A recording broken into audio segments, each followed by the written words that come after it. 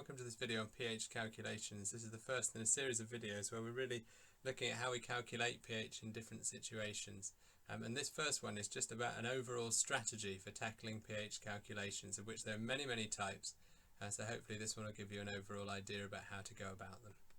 So I picture a pH calculation as being like crossing a river. So you start with a question on this bank, and then you want an answer, which is the pH. Now sometimes it's not the pH, you need to work backwards from pH to other information, but let's say for the sake of argument that we're always trying to find the pH. And what we need in order to cross this river is a series of stepping stones.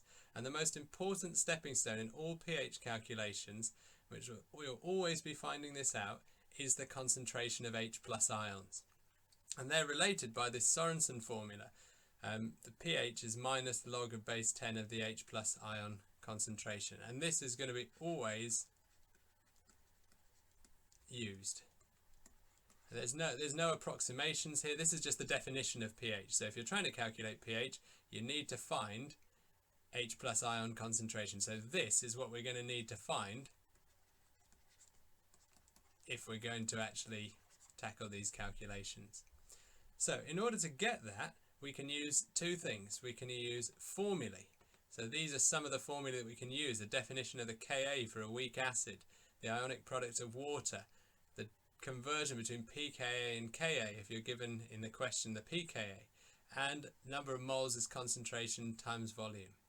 Now in addition to these formulae, we're also going to use various assumptions that we'll see in the videos.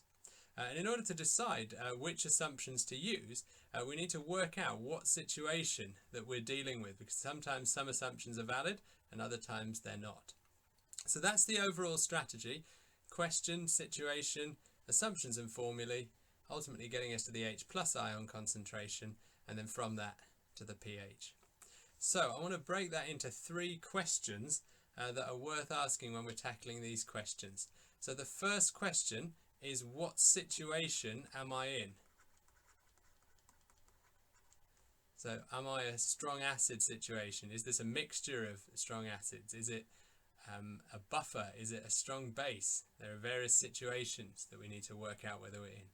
The second thing is, what assumptions can I make? What can I make about the situation given that I know, let's say, it's a strong acid?